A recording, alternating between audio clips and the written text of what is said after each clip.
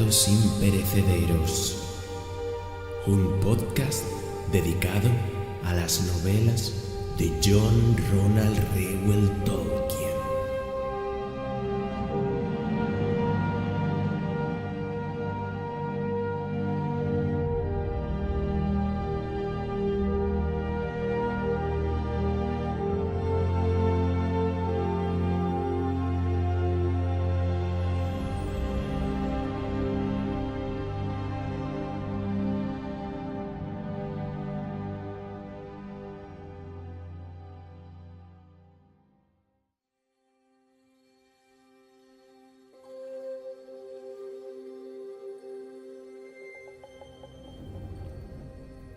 Hola a todos viajeros de Tierra Media, de las tierras imperecederas y en general de todo Arda.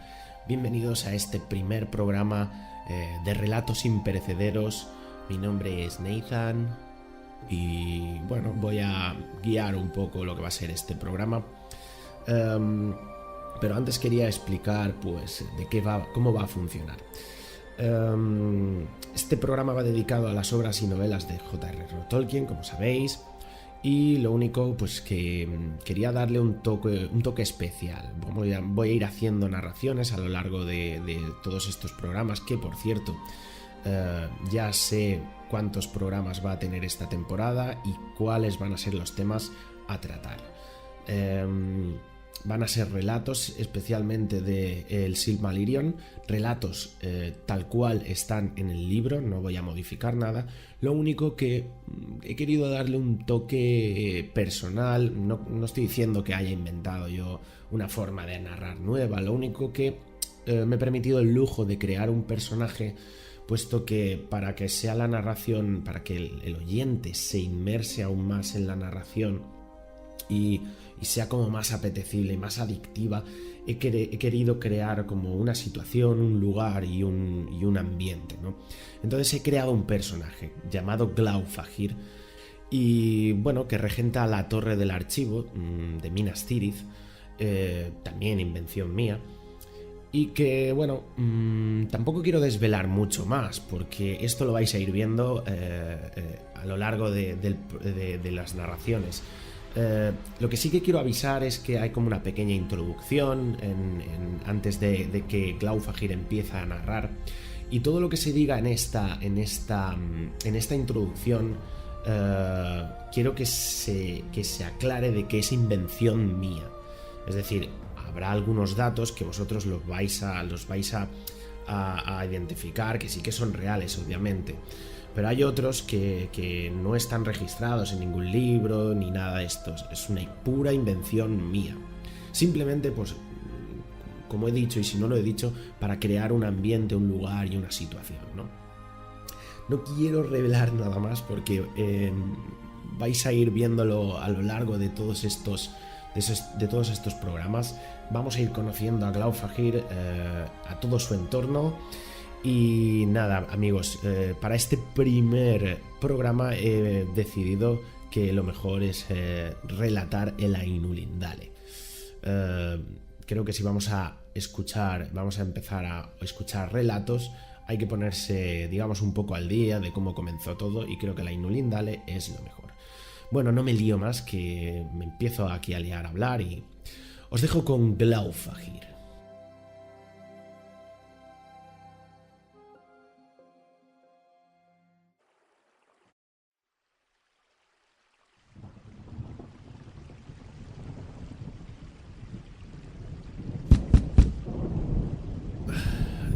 Ya voy, dame un minuto.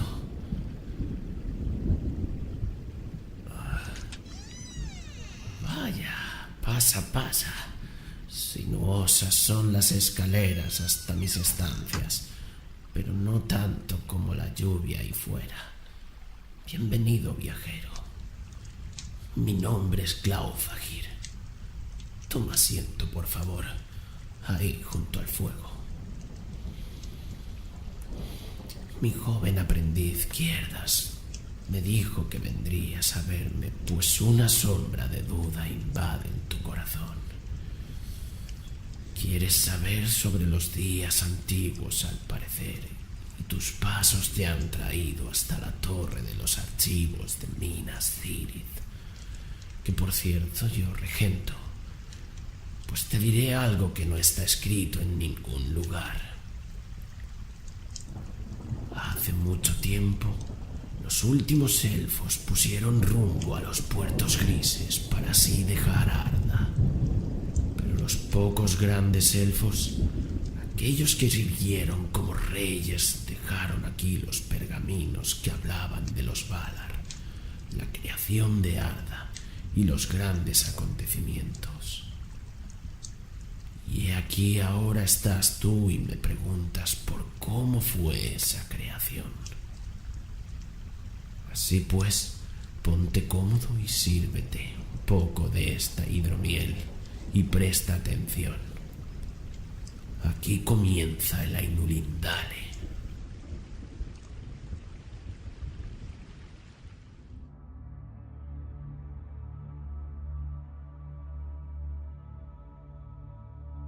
En un principio estaba Eru, el único, que en Arda es llamado Ilúvatar, y primero hizo a los Ainur, los sagrados, que eran vástagos de su pensamiento, y estuvieron con él antes que se hiciera alguna otra cosa. Y les habló y les propuso temas de música, y cantaron ante él, y él se sintió complacido. Pero por mucho tiempo, cada uno de ellos cantó solo, o junto con unos pocos, mientras el resto escuchaba, porque cada uno solo entendía aquella parte de la mente de Ilúvatar, de la que provenía él mismo, y eran muy lentos en comprender el canto de sus hermanos. Pero cada vez que escuchaban, alcanzaban una comprensión más profunda y crecían en unisonancia y armonía. Y sucedió que Ilúvatar convocó a todos los Ainur y les comunicó un tema poderoso, descubriendo para ellos cosas todavía más grandes y más maravillosas que las reveladas hasta entonces. Y la gloria del principio y el esplendor del final asombraron a los Ainur, de modo que se inclinaron ante Ilúvatar y guardaron silencio. Entonces les dijo Ilúvatar: del tema que os he comunicado, quiero ahora que hagáis juntos y en armonía una gran música. Y como os he inflamado con la llama imperecedera, mostraréis vuestros poderes en el adorno de este tema mismo, cada cual con sus propios pensamientos y recursos, si así les place. Pero yo me sentaré y escucharé, y será de mi agrado que por medio de vosotros una gran belleza despierte en canción. Entonces las voces de los Ainur, como arpas y laúdes, pifinos y trompetas, violas y órganos, y como de coros incontables que cantan con palabras, empezaron a convertir el tema de Ilúvatar en una gran música. Y un sonido se elevó de innumerables melodías alternadas, entretejidas en una armonía que iba más allá del oído hasta las profundidades y las alturas, rebosando los espacios de la morada de Ilúvatar. Y al fin la música y el eco de la música desbordaron volcándose en el vacío, y ya no hubo vacío. Nunca desde entonces hicieron los Ainur una música como esta, aunque se ha dicho que los coros de los Ainur y los hijos de Ilúvatar harán ante él una música todavía más grande, después del fin de los días. Entonces los temas de Ilúvatar se tocarán correctamente y tendrán ser en el momento en que aparezcan, pues todos entenderán entonces plenamente la intención del único para cada una de las partes y conocerán la comprensión de los demás, e Ilúvatar pondrá en los pensamientos de ellos el fuego secreto. Pero ahora Ilúvatar escuchaba sentado, y durante un largo rato le pareció bien, pues no había aún fallas en la música. Pero a medida que el tema prosperaba, nació un deseo en el corazón de Melkor: entretejer asuntos de su propia imaginación que no se acordaban con el tema de Ilúvatar, porque intentaba así acrecentar el poder y la gloria de la parte que le había sido asignada. A Melkor, entre los Ainur, le habían sido dados los más grandes dones de poder y de conocimiento, y tenía parte en todos los dones de sus hermanos. Con frecuencia había ido solo a los sitios vacíos en busca de la llama imperecedera, porque grande era el deseo que ardía en él de dar ser a cosas propias, y le parecía que Ilúvatar no se ocupaba del vacío, cuya desnudez le impacientaba. No encontró el fuego, porque el fuego está con Ilúvatar, pero hallándose solo, había empezado a tener pensamientos propios, distintos de los de sus hermanos. Melkor entretejió alguno de estos pensamientos en la música, e inmediatamente una discordancia se alzó en torno, y muchos de los que estaban cerca se desalentaron, se les confundió el pensamiento y la música vaciló. Pero algunos empezaron a acrecentar su música con la de Melkor, más que con el pensamiento que habían tenido en un principio. Entonces la discordancia de Melkor se extendió todavía más, y las melodías escuchadas antes naufragaron en un mar de sonido turbulento. Pero Ilúvatar continuaba sentado y escuchaba, hasta que pareció que alrededor del trono había estallado una furiosa tormenta, como las aguas oscuras que batallaran entre sí con una cólera infinita que nunca sería apaciguada.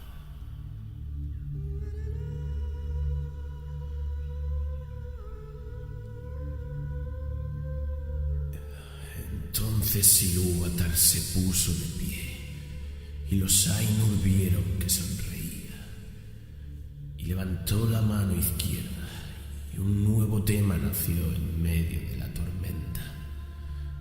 Pareció, sin embargo, distinto al anterior, y que cobró fuerzas y tenía una nueva belleza.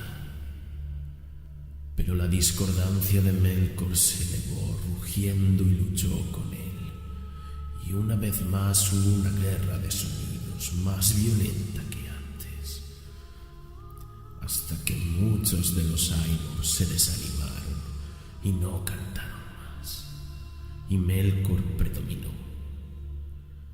Otra vez se incorporó entonces Ilúvatar, y los Ainur vieron que estaba serio, e Ilúvatar levantó la mano derecha, y he aquí que un tercer tema brotó de la confusión, y era distinto de los otros, porque pareció al principio dulce y suave, un mero murmullo de sonidos leves en delicada melodía.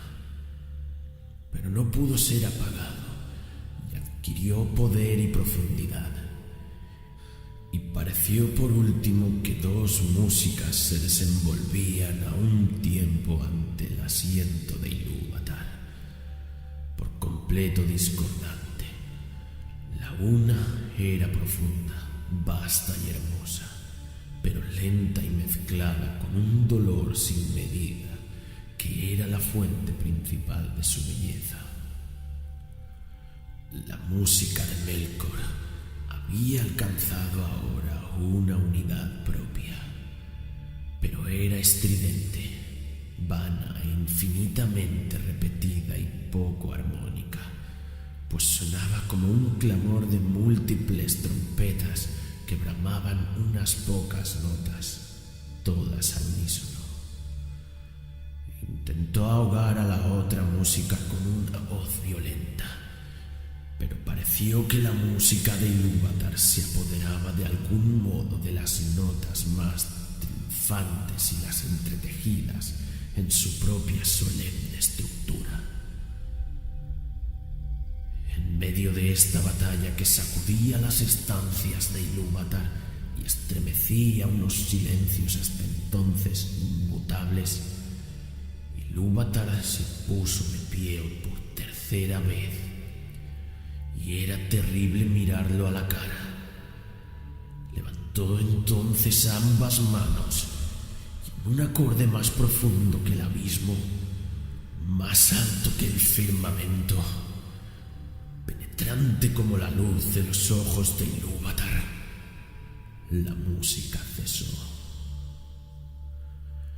Entonces Ilúvatar habló y dijo: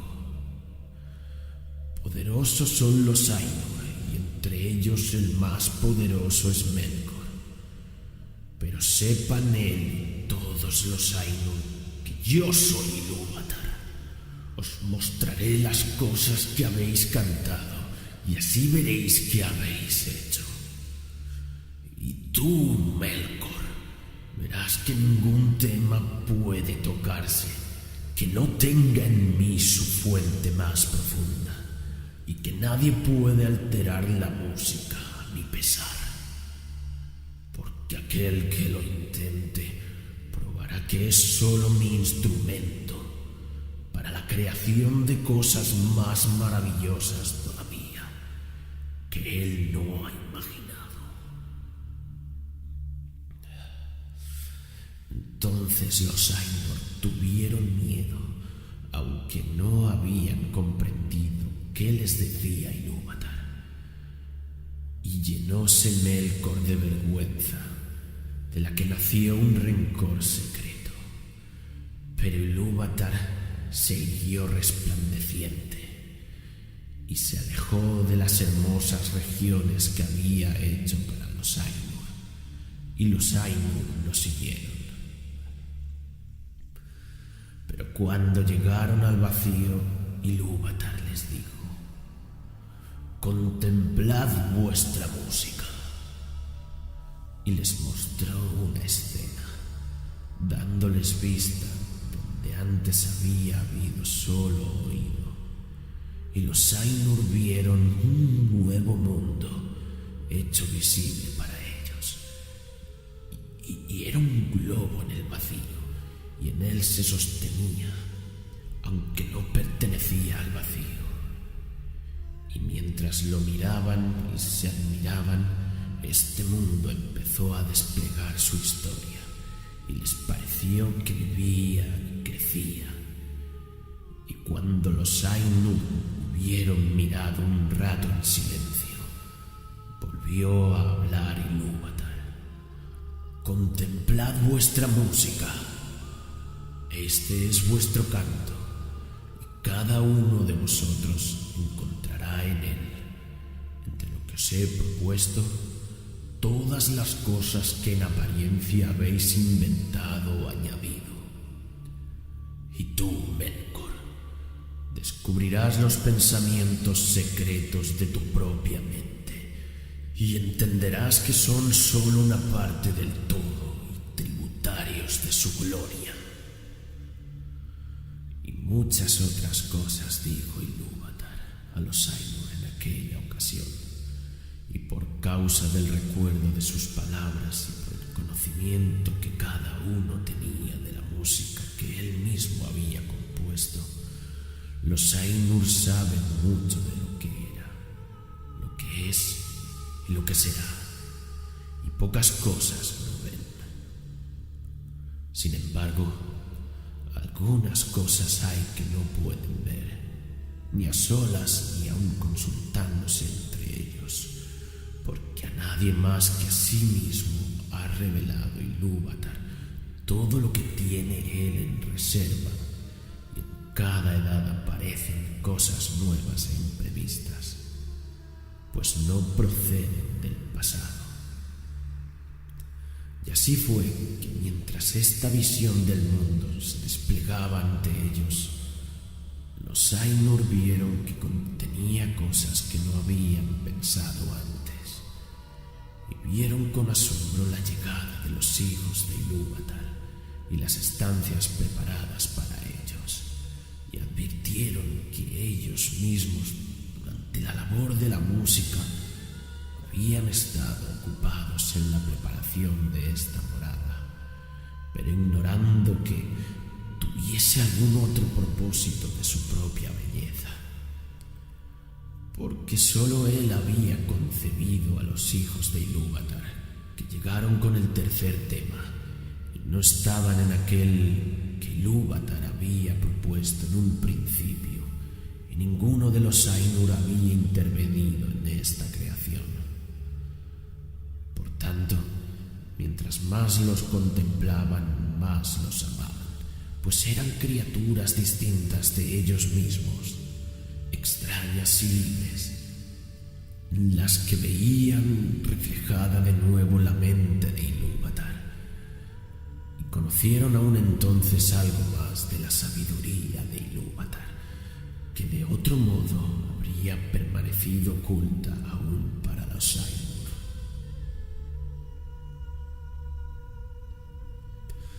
Ahora bien, los hijos de Ilúvatar son elfos y hombres, los primeros nacidos y los seguidores. Y entre todos los esplendores del mundo, las vastas salas y los espacios y los carros de fuego, Ilúvatar escogió como morada un sitio en los abismos del tiempo y en medio de las estrellas innumerables. Puede que esta morada parezca algo pequeña a aquellos que solo consideran la majestad de los Ainur y no su terrible sutileza, como quien tomara toda la anchura de Arda para levantar allí una columna y la elevara hasta que el cono de la cima fuera más punzante que una aguja, o quien considerara solo la vastedad inconmensurable del mundo, que los Ainur aún están modelando, y no la minuciosa precisión con que dan forma a todas las cosas que en él se encuentran. Pero cuando los Ainur hubieron contemplado esa morada en una visión, y luego de ver a los hijos de Ilúvatar que allí aparecían, muchos de los más poderosos de entre ellos se volcaron en pensamientos y deseos sobre ese sitio. Y de estos, Melkor era el principal, como también había sido al comienzo el más grande de los Ainur que participaran en la música. Y fingió aún ante sí mismo al comienzo, dominando los torbellinos de calor y de frío que lo habían invadido, que deseaba ir allí y ordenarlo todo para beneficio de los hijos de Ilúvatar. Pero lo que en verdad deseaba era someter tanto a elfos como a hombres, pues envidiaba los dones que Ilúvatar les había prometido, y él mismo deseaba tener súbditos y sirvientes, y ser llamado Señor, y gobernar otras voluntades.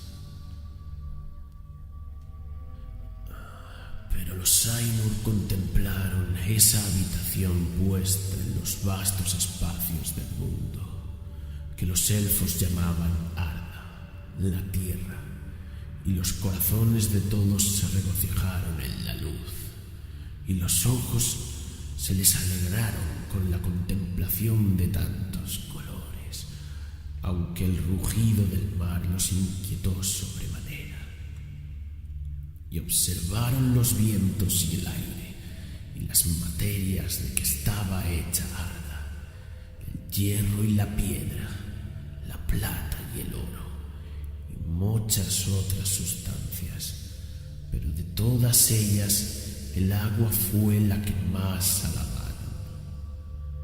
Y dicen los Eldar que el eco de la música de los Ainur vive aún en el agua, más que en ninguna otra sustancia de la tierra. Y muchos de los hijos de Ilúvatar escuchan aún insaciables las voces del mar, aunque todavía no saben lo que oyen. Ahora bien, aquí el Ainur, a quien los elfos llaman Ulmo, volvió sus pensamientos al agua, y de todos fue él a quien Ilúvatar dio más instrucción en música. Pero sobre aires y vientos, quien más había reflexionado era Manwë, noble de nobles entre los Ainur. En la materia de la tierra había pensado Aule, a quien Ilúvatar había concedido una capacidad y un conocimiento apenas menores que los de Melkor. Aunque lo que deleita y enorgullece a Aule es la tarea de hacer y las cosas hechas, y no la posesión ni su propia materia. Por tanto, da y no atesora, y está libre de cuidados, emprendiendo siempre nuevas tareas. Ilúvatar habló a Ulmo y dijo: ¿no ves cómo aquí, en este pequeño reino de los abismos del tiempo, Melkor ha declarado la guerra contra tu provincia? Ha concebido un frío crudo e inmoderado, y sin embargo no ha destruido la belleza de tus fuentes, ni la de tus claros estanques. Contempla la nieve y la astuta obra de la escarcha. Melkor ha concebido calores y fuegos sin restricción, y no ha podido marchitar tu deseo ni ahogar por completo la música del mar. Contempla más bien la altura y la gloria de las nubes y las nieblas siempre cambiantes, y escucha la caída de la lluvia sobre la tierra, y en estas nubes eres llevado cerca de Manwë, tu amigo, a quien amas. Respondió entonces Ulmo: en verdad, mi corazón no había imaginado que el agua llegara a ser tan hermosa, ni mis pensamientos secretos habían concebido el copo de nieve, ni había nada en mi música que estuviese la caída de la lluvia. Iré en busca de Manwë, y juntos haremos melodías que serán tu eterno deleite. Y Manwë y Ulmo fueron desde el principio aliados, y en todo cumplieron con fidelidad los propósitos de Ilúvatar.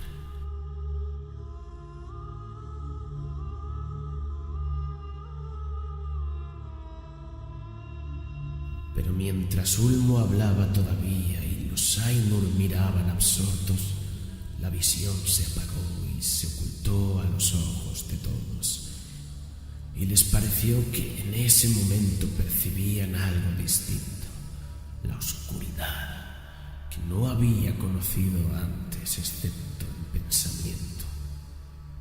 Pero se habían enamorado de la belleza de la visión y habían contemplado embelesados el despliegue del mundo que allí cobraba ser, y les colmaba la mente, porque la historia no estaba todavía completa, ni los ciclos del tiempo del todo cumplidos cuando la visión les fue arrebatada.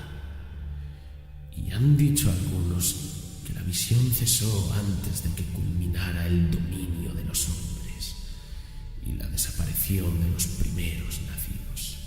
Por tanto, aunque la música lo ocupaba todo, los Valar no vieron con los ojos las eras posteriores ni el fin del mundo. Entonces hubo inquietud entre los Ainur, pero Ilúvatar los llamó y dijo: sé lo que vuestras mentes desean, que aquello que habéis visto sea en verdad, no solo en vuestro pensamiento, sino como vosotros sois y aún otros. Por tanto digo, ea, que sean estas cosas, y enviaré al vacío la llama imperecedera, y se convertirá en el corazón del mundo, y el mundo será, y aquellos de entre vosotros que lo deseen podrán descender a él. Y de pronto vieron los Ainur una luz a lo lejos, como si fuera una nube, con un viviente corazón de llamas, y supieron que no era solo una visión, sino que Ilúvatar había hecho algo nuevo. Ea, el mundo que es.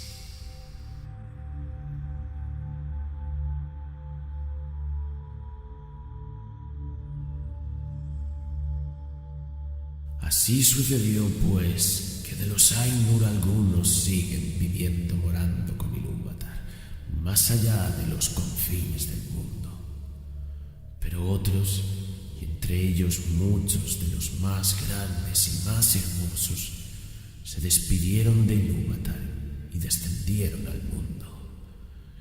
Ilúvatar les impuso esta condición, quizá también necesaria para el amor de ellos: que desde entonces en adelante los poderes que él les había concedido se limitarán y sujetarán al mundo por siempre, hasta que el mundo quedase completado, de modo tal que ellos fuesen la vida del mundo y el mundo la vida de ellos.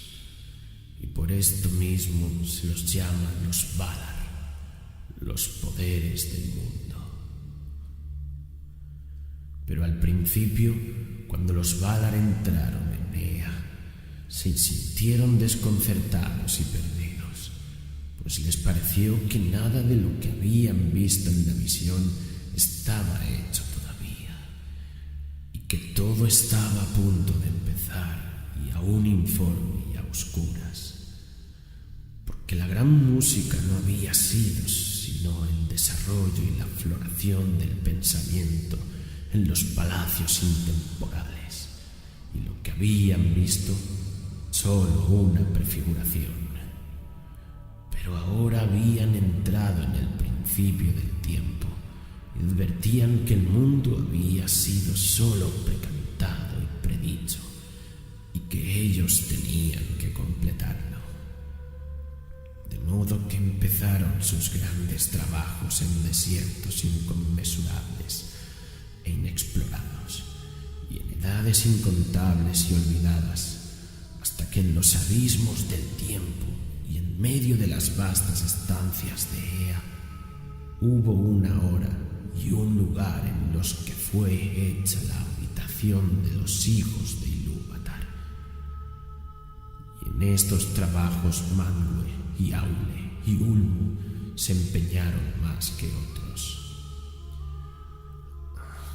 Pero Melkor estuvo también allí desde el principio y se mezclaba en todo lo que se hacía, cambiándolo, si le era posible, según sus propios deseos y propósitos, y animó grandes fuegos. Por tanto, mientras la tierra era todavía joven y estaba todavía en llamas, Melkor la codició y dijo a los otros Valar: este será mi reino, y para mí lo designo. Pero Manwë era el hermano de Melkor, y en la mente de Ilúvatar, y el primer instrumento en el segundo tema que Ilúvatar había levantado contra la discordancia de Melkor, y convocó a muchos espíritus, tantos mayores como menores, que bajarán a los campos de Arda a ayudar a Manwë, temiendo que Melkor pudiera impedir para siempre la culminación de los trabajos y que la tierra se marchitara antes de florecer. Y Manwë dijo a Melkor: «Este reino no lo tomarás para ti injustamente, pues muchos otros han trabajado en él no menos que tú». Y hubo lucha entre Melkor y los otros Valar, y por esa vez Melkor se retiró y partió a otras regiones, donde hizo lo que quiso. Pero no se quitó del corazón el deseo de dominar el reino de Arda. Ahora bien, los Valar tomaron para sí mismos forma y color, y porque habían sido atraídos al mundo por el amor de los hijos de Ilúvatar, en quienes habían puesto tantas esperanzas, tomaron fuerzas que se asemejaban a lo que habían contemplado en la visión de Ilúvatar, excepto en majestad y en esplendor. Además, esas formas proceden del conocimiento que ellos tenían del mundo visible más que del mundo en sí, y no las necesitan, salvo como nosotros necesitamos el vestido, pues podríamos ir desnudos sin desmedro de nuestro ser. Por tanto, los Valar pueden andar, si así les place, sin atuendo, y entonces ni siquiera los Eldar los perciben con claridad, aunque estén presentes. Pero cuando deciden vestirse, algunos Valar toman forma de hombres y otros de mujer, porque esa diferencia de temperamento la tenían desde el principio, y se encarna en la elección de cada uno, no porque la elección haga de ellos varones o mujeres, sino como el vestido entre nosotros, que pueden mostrar al varón o a la mujer, pero no los hace. Mas las formas con las que los grandes se invisten no son en todo momento como las formas de los reyes y de las reinas de los hijos de Ilúvatar, porque a veces se visten de acuerdo con sus propios pensamientos, hechos visibles en formas de majestad y temor.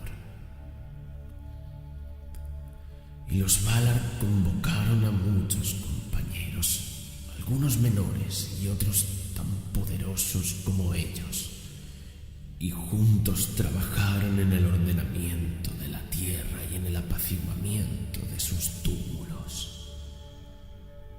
Entonces Melkor vio lo que se había hecho, que los Valar andaban por la tierra como poderes visibles, vestidos con las galas del mundo, y eran agradables y gloriosos de ver, y bienaventurados, y la tierra estaba convirtiéndose en un jardín de deleite, pues ya no habían torbellinos en ella. La envidia de Melkor fue entonces todavía mayor, y él también tomó forma visible.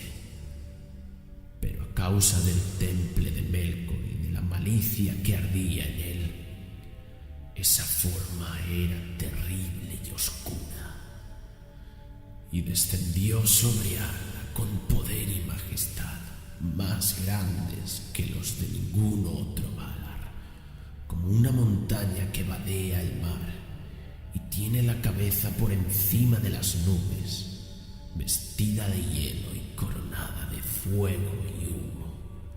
Y la luz de los ojos de Melkor era como una llama que marchita con su calor y traspasa con un frío mortal. Y así empezó la primera batalla de los Valar con Melkor por el dominio de Arda. Y de esos tumultos los elfos conocen muy poco, porque lo que aquí se ha declarado procede de los Valar mismos, con quien los Eldalie hablaron en la tierra de Valinor y de quienes recibieron instrucción. Pero poco contaron los Valar de las guerras anteriores al advenimiento de los elfos.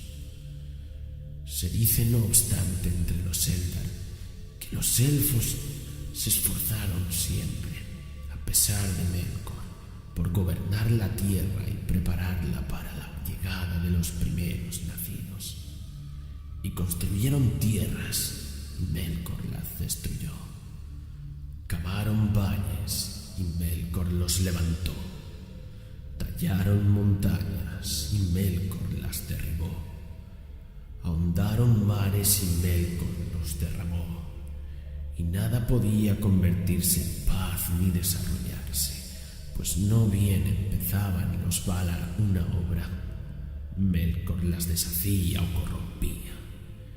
Y sin embargo, no todo era en vano, aunque la voluntad y el propósito de los Valar no se cumplía nunca. Y todas las cosas tenían un color y una forma distintos de cómo ellos los habían pensado. No obstante, la tierra iba cobrando forma y haciéndose más firme. Y así la habitación de los hijos de Ilúvatar fue establecida al fin en los abismos del tiempo y entre las estrellas innumerables.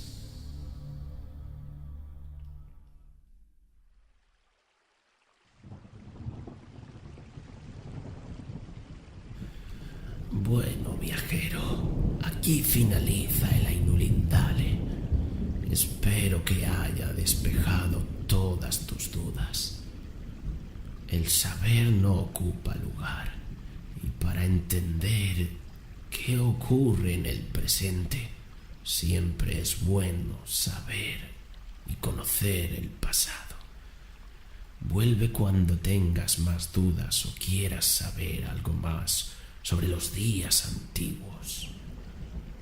Mi puerta está abierta.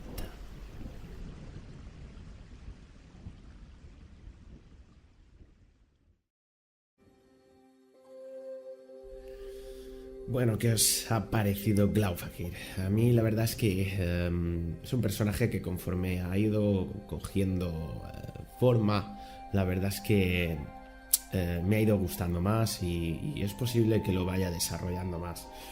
En cuanto al relato,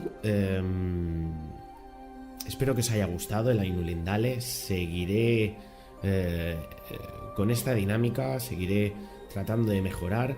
Pero sobre todo me gustaría que comentarais qué os ha parecido el podcast. Me gustaría también crear como un pequeño buzón de sugerencias. Me gustaría, y estoy abierto a sugerencias constructivas, porque me gustaría pues escuchar lo que opináis sobre los podcasts y tratar de corregir errores que vayáis viendo y así pues crear como una pequeña comunidad aquí. Bueno amigos, nos escuchamos en los próximos. Pórtense bien, chao.